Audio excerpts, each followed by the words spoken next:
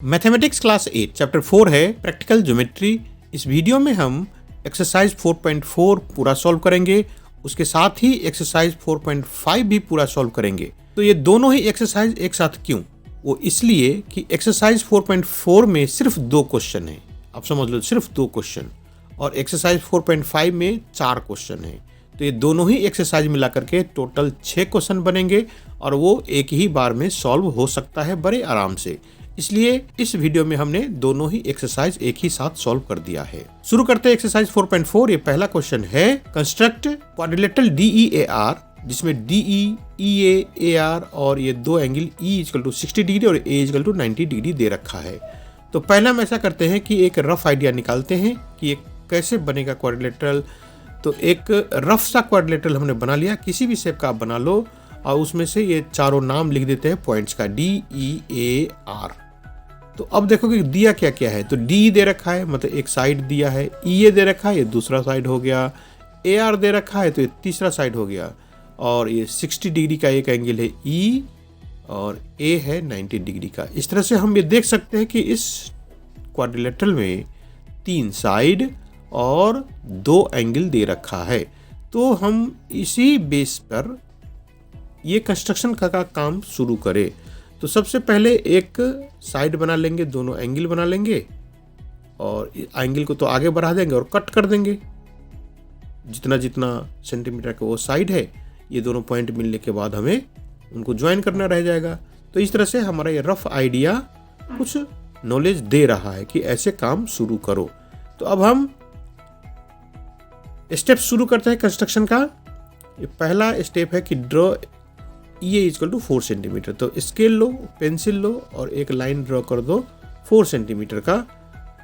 वहाँ पे लिख देंगे हम DE 4 सेंटीमीटर नीचे में। इसके बाद एक एंगल ड्रॉ करना है E पे 60 डिग्री का। तो 60 डिग्री का एंगल ड्रॉ करना बहुत आसान होता है। आप इसको पेंसिल कंपास से ड्रॉ कर सकते हैं या मर्जी है तो D से ड्रॉ कर दो। यहाँ पे D रख लो और 60 डिग्री का इधर से D की तरफ से 60 डिग्री, तो D की तरफ से जाएंगे तो 0 ये है ऊपर वाला मतलब ये 0 के साथ 180 भी लिखा है, तो 180 डिग्री नहीं है, हम तो 0 डिग्री से शुरू करेंगे ये। तो जाकर के 60 के जहाँ पे कट है, जहाँ पे निशान लगा है, वहाँ पे हम मार्क कर दें 60 डिग्री, और इस D को हटा करके उसे हम लाइन से ज्वाइन कर देंगे। तो इस तरह से E की वैल्यू आ गया 60 डिग्री। अब हम लाइन कट कर लेंगे EA = 5 सेंटीमीटर। तो पेंसिल कंपास लो, स्केल पर 6 सेंटीमीटर खोल करके उसको यहाँ से हम एक लाइन कट कर देंगे, मार्क लगा देंगे 6 सेंटीमीटर पर, वहाँ पे लिख देंगे A। इसके बाद A पर 90 डिग्री की एंगल बनाएंगे। तो दे रखा है A पे 90 डिग्री की एंगल होना चाहिए। तो आप पेंसिल कंपास से बना लो, मैं यहाँ पे D से बनाने की तरीका बता देता हूँ। D रखो और 90 डिग्री पे यहाँ पे पॉइंट लगा दो, D को हटा करके उसको जोड़ दो, तो ये 90 डिग्री की एंगल बन गया। पेंसिल कंपास से ये थोड़ा सा मुश्किल काम होता है, आपको पता है 90 डिग्री की एंगल कैसे बनाते हैं पेंसिल कंपास से, तो बना सकते हो, बल्कि वो ज़्यादा अच्छा होता है। फिलहाल ये हमारा एंगल A 90 डिग्री का कंप्लीट हो गया। इसके बाद अब हमें AR कट करना है। तो AR की वैल्यू दे रखा है 4.5 सेंटीमीटर। तो अगला स्टेप ये करेंगे कि AR हम 4.5 सेंटीमीटर कट करेंगे। तो AR कहाँ से कट करेंगे? पॉइंट A से ही कट करना होगा।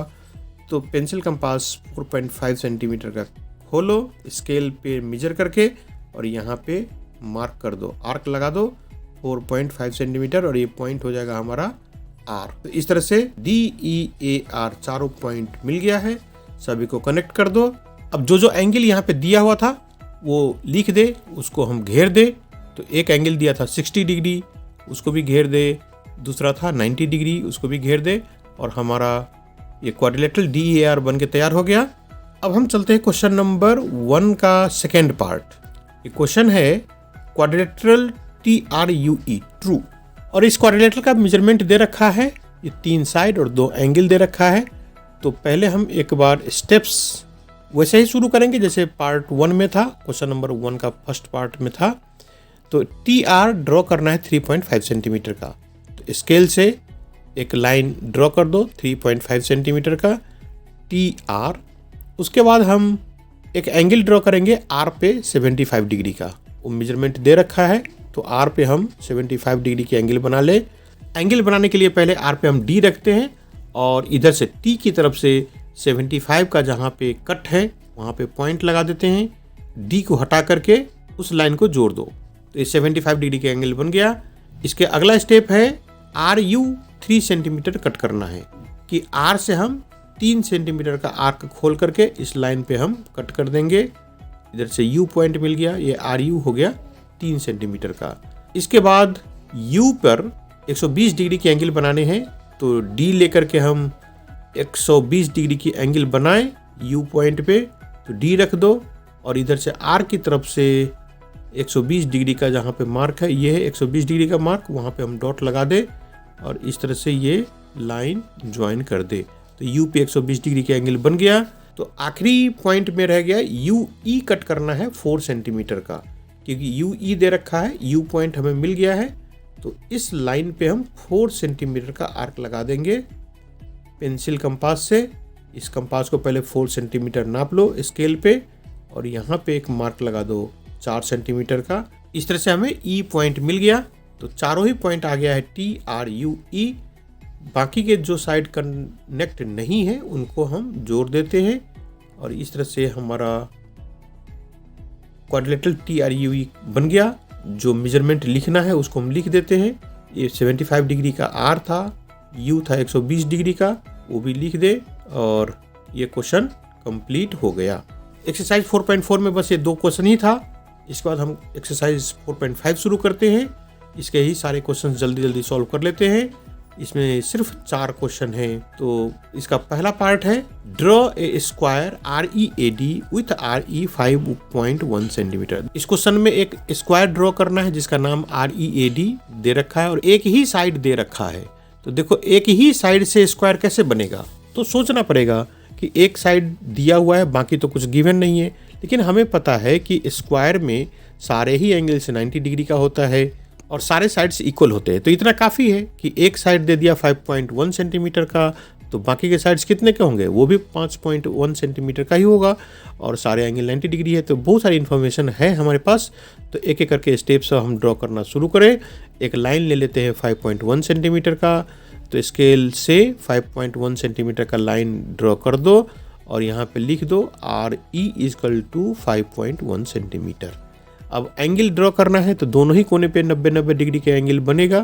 तो यहाँ पे हम 90 डिग्री की एंगल डी की हेल्प से बना देते हैं। आप पेंसिल स्केल से ड्रॉ कर लेना, यदि नहीं आता है तो डी से ही ड्रॉ करो। तो 90 के जो मार्क है, जो निशान है, वहाँ पे एक पॉइंट लगा दे और डी को हटा करके स्केल से उस पॉइंट को हम जोड़ देते हैं। तो ई पे 90 डिग्री का एंगल बन गया।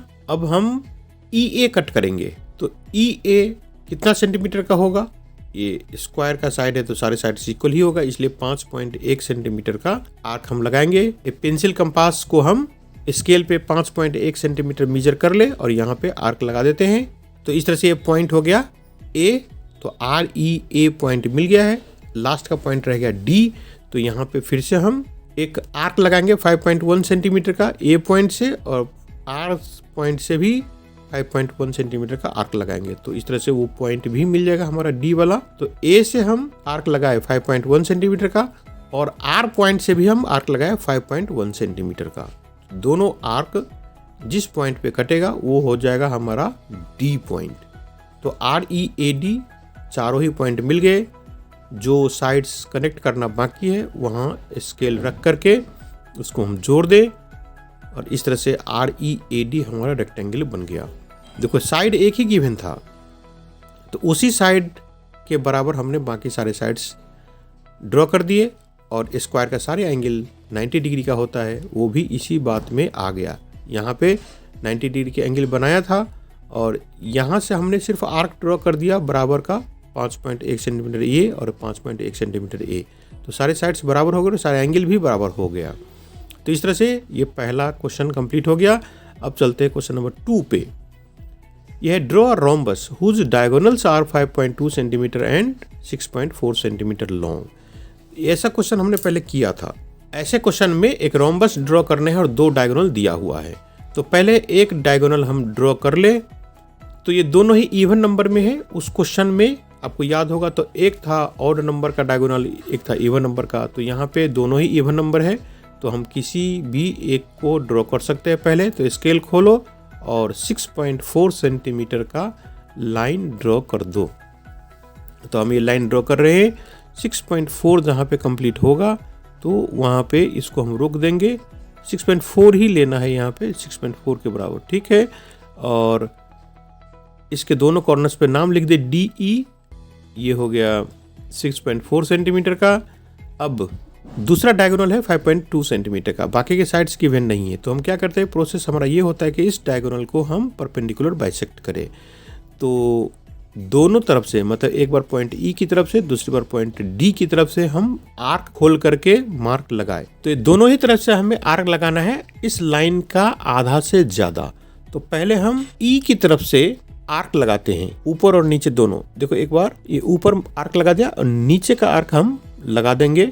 मतलब उसी से करना क्या है आपको कि इस पेंसिल कंपास को E पे रखो और आधा से ज्यादा खोलो, मतलब आपको लग जाए कि ये DE लाइन के आधा से ज्यादा हो गया, तब ऊपर और नीचे आर्क लगा दो। अब E पॉइंट से हमने आर्क लगा दिया। अब कंपास को D पॉइंट पे रखो और फिर से उस लगे हुए आर्क को काटो कि दोनों इंटरसेक्ट हो जाए। तो अब हम D पॉइंट पे रखेंगे इस पॉइंटर को और ऊपर और नीचे मार्क लगाएंगे। पहले वाले ड्रॉ किया हुआ आर्क को कट करें। तो इस तरह से ये दोनों ही आर्क कट हो गया।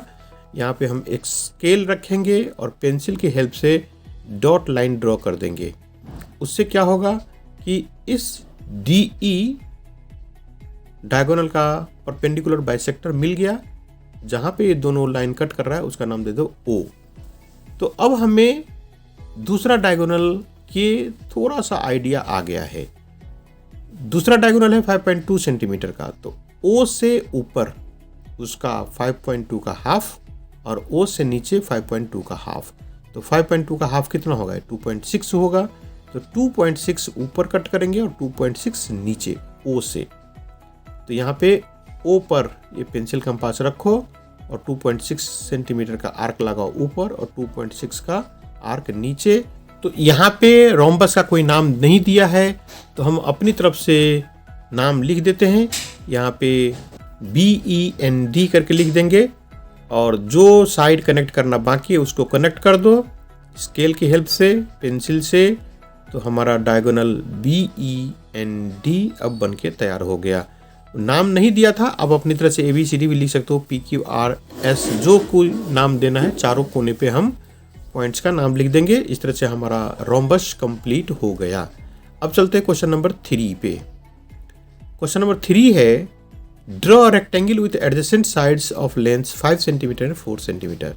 रेक्टेंगल ड्रॉ करने हैं और 2 साइड दिया हुआ है। तो आपको पता है कि रेक्टेंगल में 4 साइड होता है। एंगल्स के बारे में कुछ आइडिया है नहीं यहाँ पे। तो रेक्टेंगल की जो प्रॉपर्टी होती है वो हम यूज करेंगे। रेक्टेंगल में क्या होता है कि चारों एंगल 90 डिग्री का और आमने सामने की साइड बराबर। तो वो चीज़ हम यहाँ पे यूज करेंगे। पहले हम एक लाइन ड्रॉ कर दे ओके, क्योंकि क्वेश्चन में उसका नाम नहीं दिया है। तो पहले हम एक लाइन ड्रॉ करें 5 सेंटीमीटर का और यहाँ पे लिख दें हम ओके। इसके बाद के पे 90 डिग्री के एंगल बना दो। 90 डिग्री के एंगल ये डी की हेल्प से ड्रॉ करना बिल्कुल आसान है। 90 के मार्क पे पॉइंट लगाओ, डी को हटा करके उसको स्केल और पेंसिल से जोड़ दो।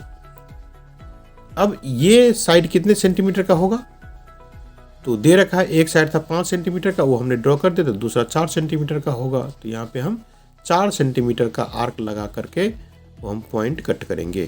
तो के है, उसके आगे ऊपर का नाम ए हो जाएगा। तो पेंसिल स्केल खोलो और यहाँ पे आर्क लगाओ 4 सेंटीमीटर का। तो इसका नाम दे दिया हमने ए। अब रह गई बात कि ये ए से इधर की तरफ जो लाइन जाएगी उसका लेंथ कितना होगा और ओ से इधर जाएगा तो कितना होगा। तो ए से इधर जाने वाली लाइन 5 सेंटीमीटर का और ओ से ऊपर जाने वाली लाइन 4 सेंटीमीटर का। यहाँ पे हम पहले 4 सेंटीमीटर लिख लेते हैं। इसके सामने भी 4 सेंटीमीटर का ही लाइन बनेगा। तो ये दोनों काम हम करते हैं। इधर से एक आर्क ड्रॉ कर लेंगे, ए का सेंटर मान करके 5 सेंटीमीटर का और ओ को सेंटर मान करके हम 4 सेंटीमीटर का, और इन पॉइंट्स को कनेक्ट कर दे स्केल से और पेंसिल से। इस कटिंग पॉइंट का नाम दे दिया हमने वाई, और जो साइड ज्वाइन करना बाकी है वो स्केल से हम ज्वाइन कर देंगे।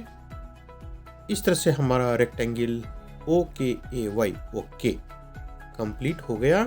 चलते क्वेश्चन नंबर 4 पे। क्वेश्चन नंबर 4 है draw a parallelogram OKAY where OK is equal to 5.5 centimetre and K is equal to 4.2 centimetre.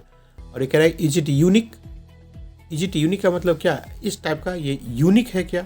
एक बार हमारा पैरेललोग्राम बन जाएगा फिर हम ये डिसाइड करेंगे ये यूनिक है कि नहीं। तो पहला काम है OK is equal to 5.5 centimetre का लाइन ड्रॉ कर दो। स्केल और पेंसिल से 5.5 सेंटीमीटर का लाइन हमने ड्रॉ कर दिया। यहाँ पे लिख दे OK और इसका लेंथ है 5.5 सेंटीमीटर। अब एंगल तो कोई दिया ही नहीं है, मतलब O पे कितना डिग्री के एंगल बनाए या K पे कितना डिग्री के एंगल बनाए कोई आइडिया नहीं है।